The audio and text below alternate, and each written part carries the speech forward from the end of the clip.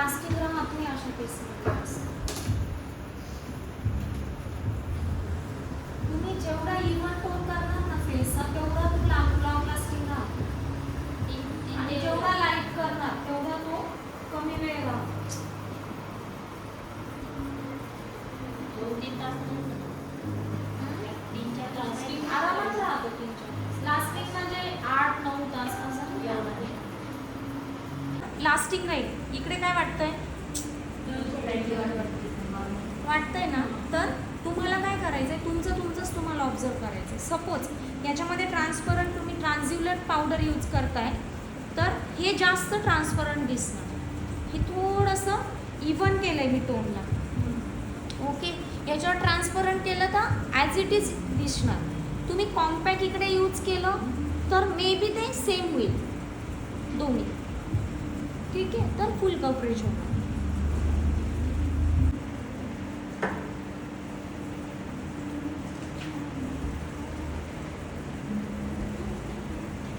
कळलं आता काउंटर आणि हायलाइट तुम्हाला.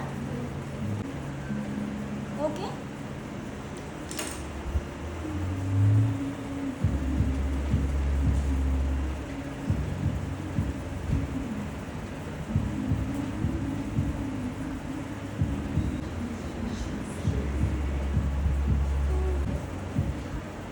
लागतीलच ना.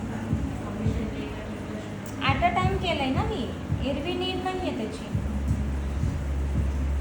तुम्ही ज्यावेळेस ॲट अ टाइम करता त्यावेळेस लागतात. ज्यावेळेस तुम्ही कुठलाही ट्रेडिशनल लुक करता ठीक आहे, तर तुम्ही रँडम राऊंडमध्ये घेऊ शकता. अदरवाईज जिथे जिथे 2 कट्स आहेत, जिथे जिथे हायलाईट एरिया आहे तिथे तिथे तुम्ही वेस्टर्नला हायलाईट करायचे. वेस्टर्न लुक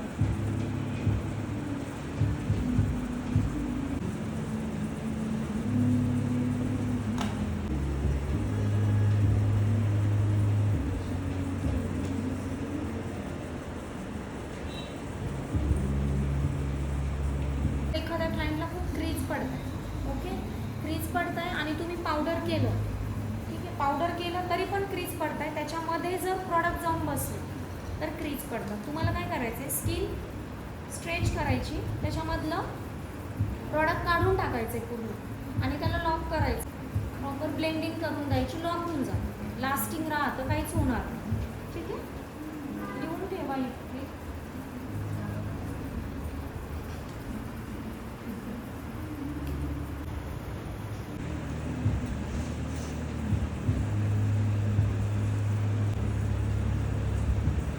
क्रिएटिव्हिटी कशामध्ये दिसते, तुम्ही प्रॉपर करण्यामध्ये क्रिएटिव्हिटी, अशी लाईन देण्यामध्ये क्रिएटिव्हिटी नसते दिसत.